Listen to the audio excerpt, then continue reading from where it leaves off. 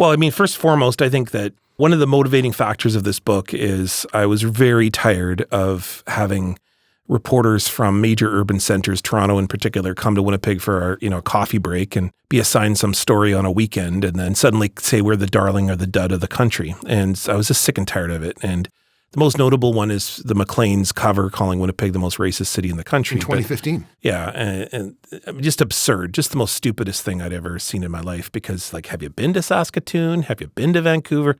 Toronto, I think, is the most racist city in the country, not just because there's issues, there's political issues, there's people who are cast off.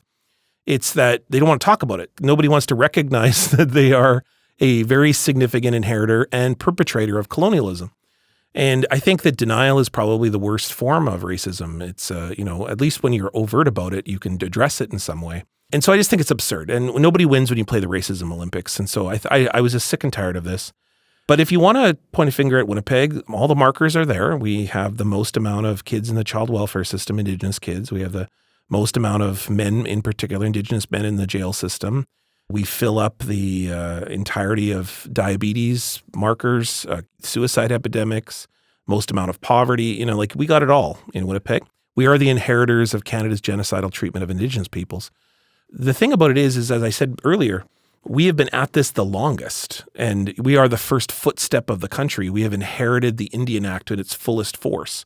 At the same time, we have treaties that predate the Indian Act, and with all the different racist acts that came alongside the treatment of those treaties, or the Manitoba Act, for example. So if you want to see, I think, one of the worst perpetuations of violence in this country's history, we could talk about residential schools, you could talk about the Indian Act, but it's actually the script in Manitoba, the promise that the Métis were given that they were to be given land in order to enter Confederation, and the Métis were never given the adequate land that they were promised under the Manitoba Act, and that is still a harm, a wound that still exists today. There's a reason that Louis Riel and the provisional government declare an independent state in Manitoba, and they did it with both English, French, Michif, Cree, Anishinaabe. There were languages spoken in the early Manitoba government that declared independence from not just Canada, but also potentially would have been the birthplace of a third huge nation in relation to the United States and Canada. And there would have been what, at the time was called Rupert's Land, but we might just call it Assiniboia or the West. You've been listening to a clip of In Bed with the Elephant with me, your host, Adrian Harewood. Be sure to check out the podcast on Apple Podcasts, Spotify, Amazon, iHeartRadio, and YouTube.